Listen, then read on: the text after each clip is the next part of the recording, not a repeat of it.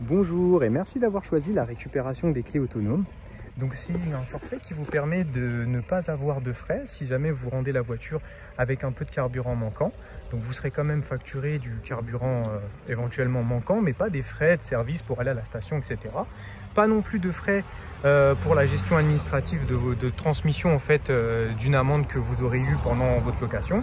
Et surtout une assurance qui couvre non seulement les pneus, les jantes, les vitres, les rétroviseurs, les optiques, mais aussi les pare-brises, qui sont tout simplement les éléments les plus souvent mis en cause dans une location de voiture et qui pourtant ne sont jamais pris en compte par les assureurs, des assurances de voiture, même quand vous avez l'assurance avec rachat de franchise. Donc moi, comme j'ai mes voitures qui sont assurées tout risque, je vous propose ça et puis vous paierez uniquement si jamais il y a vraiment un dégât sur quelque chose, la franchise que je paierai qui est vraiment très limitée.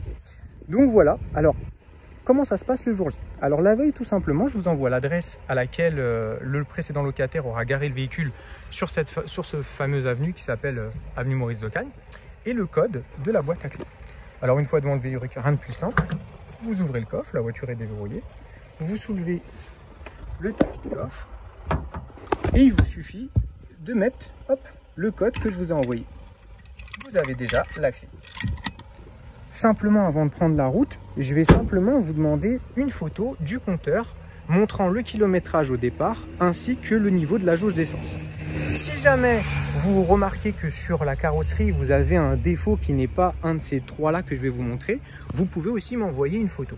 Donc hop, c'est le premier endroit où il y a un défaut, ici, et la dernière chose, c'est ici.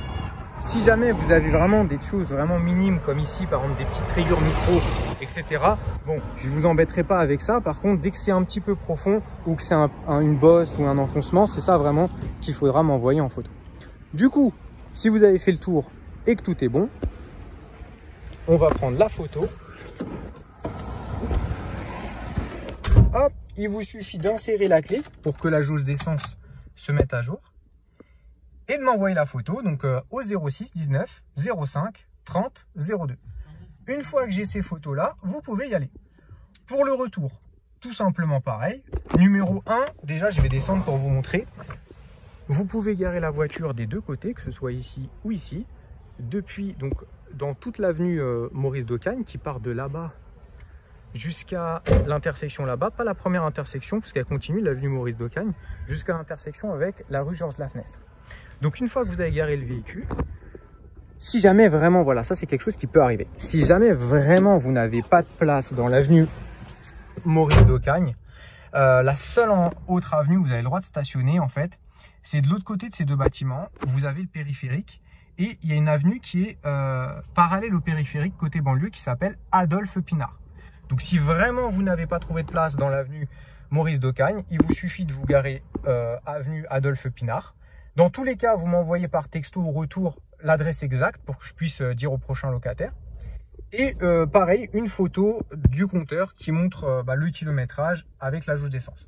Alors, je fais quand même une précision parce que sur la Logan, finalement, j'ai eu le cas malheureusement sur les quelques premières locations où j'avais des locataires pas très honnêtes en fait, qui ont vu que c'était pas une aiguille et du coup en fait, ils mettaient pile poil ce qu'il fallait pour allumer la dernière jauge. Et moi, le lendemain, quand je commençais à démarrer, je me rendais compte qu'il n'y avait pas vraiment l'essence. Du coup, Wicar, ce qu'ils ont fait, en tout cas, ils m'ont installé un boîtier. Là, maintenant, j'ai installé un boîtier avec une appli mobile qui me permet de voir directement le pourcentage du réservoir. Donc, si vous me le rendez qu'il n'est pas à 100, mais 99 ou 98, voire maximum 97%, c'est pas grave. Par contre, s'il est en dessous de 97, 96%, effectivement, je vous facturerai le carburant manquant.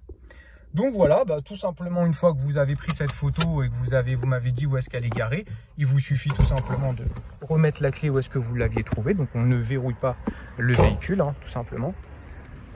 Hop, on relève la boîte, on remet la clé, hop, et on remet